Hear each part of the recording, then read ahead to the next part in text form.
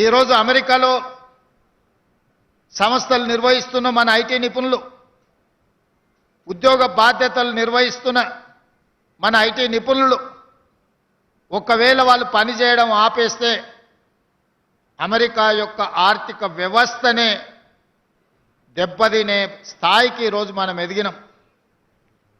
సత్య నాదెండ్ల లాంటి ప్రపంచ దిగ్గజ కంపెనీలకు సీఈఓలుగా మారినరు మన యువకులు అని అంటే ఇది మనందరికీ గర్వకారణము. ఇంత గొప్ప సాంకేతిక నైపుణ్యాన్ని సాధించిన మనం హైదరాబాదు నగరాన్ని అట్లే వదిలేద్దామా? ఈ నగరంలో చెత్త పేరుకపోవడం, మురికి నగరంగా, వసతులు లేని, వర్షాలు వస్తే నీళ్లు నిండి, చినుకు పడితే ట్రాఫిక్ జామ్లతోని, ప్రభుత్వ కార్యాలయాలకు వెళ్తే ఒక నరక కూపానికి వెళ్ళినట్టుగా వాటిని అట్లనే వదిలేద్దామా? లేదు అంటే ప్రపంచానికే ఆదర్శంగా నిలబడిన హైదరాబాదు నగరాన్ని ఒక విశ్వ నగరంగా తీర్చిదిద్దుకుందామా? మీరు ఆలోచన చేయండి. ఈరోజు మూసి ప్రక్షాళన కొంతమందికి ఇష్టం లేదు. భారత్ ఫ్యూచర్ సిటీ నిర్మాణము ఇంకొక కొంతమందికి పసందు కావట్లేదు. ఆనాడు కూడా హైటెక్ సిటీ కట్టినప్పుడు అవహేళన చేసింది. అంతర్జాతీయ ఎయిర్పోర్ట్ ఎక్కడో దూరంగా ఉంది, ఔటర్ రింగ్ రోడ్డులో ఎవరు ప్రయాణం చేస్తారు, కార్లు ఉన్న వాళ్ళ కోసమేనా ఈ అభివృద్ధి అని ఆనాడు మాట్లాడింది. ఆనాడు పి జనార్దన్ రెడ్డి గారు కుండల ప్రదర్శన చేసేటోడు ఎండాకాలం వచ్చిందంటే సచివాలయం ముందు. చంద్రబాబు నాయుడు గారు శాసనసభకి వెళ్ళాలన్నా, సచివాలయానికి వెళ్ళాలన్నా పి జనార్దన్ రెడ్డి గారు ప్రదర్శించే కుండల ప్రదర్శనని దాటుకొని ముందుకు వెళ్లాల్సిన పరిస్థితి ఆనాడు ఉండే.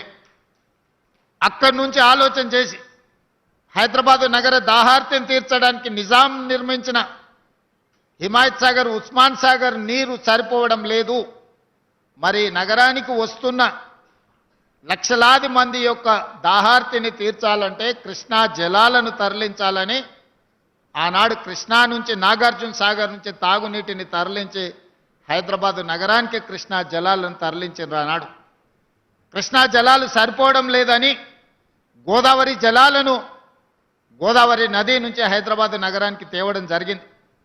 ఇవే కాదు, మంజరా నుంచి హైదరాబాదు నగరానికి తాగునీటిని తీసుకొచ్చి ఈ ప్రాంతంలో వివిధ రాష్ట్రాలు, వివిధ దేశాల నుంచి ఉద్యోగ ఉపాధి కోసం వచ్చే వాళ్ళకి ఆశ్రమం ఇవ్వడమే కాదు, అన్ని మౌలిక వసతులను ఆనాటి ప్రభుత్వాలు ఏర్పాటు చేయబట్టే ఈరోజు ఈ ప్రాంతం గొప్పగా అభివృద్ధి చెందింది.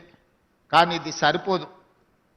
ఇది ప్రపంచం ఆశిస్తున్న స్థాయిలో ఇంకా మనం చేయాల్సింది చాలా ఉంది. అందుకే నేను చెప్పిన హైదరాబాదు నగరం బెంగళూరుతోనో, చెన్నైతోనో, ఢిల్లీతోనో, కలకత్తానో, ముంబైతోనో పోటీ కాదు. మేము న్యూయార్క్తో పోటీ పడదలుచుకున్నాం, టోక్యోతో పోటీ పడదలుచుకున్నాం, సింగపూర్తో పోటీ పడదలుచుకున్నాం. ఇవాళ ప్రపంచాన్ని మనం కూర్చున్న దగ్గర అరచేతిలో ప్రపంచాన్ని చూడగలుగుతున్న మనం మన నగరాన్ని ప్రపంచ స్థాయి నగరంగా తీర్చిదిద్దుకోవడానికి మనకు చేతనవుతుంది. మనకు సాంకేతిక నైపుణ్యం ఉంది, మన దగ్గర అన్నీ ఉన్నాయి. అన్నీ మనకు ఉన్నప్పుడు కావాల్సింది ఒక్కటే చిత్తశుద్ధి. చిత్తశుద్ధి ఉన్న నాయకుడు ఉంటే ఏమైనా చేయొచ్చు అని ఈ ప్రాంతాన్ని అభివృద్ధి చేసిన చంద్రబాబు నాయుడు గారు, రాజశేఖర రెడ్డి గారు నిరూపించారు.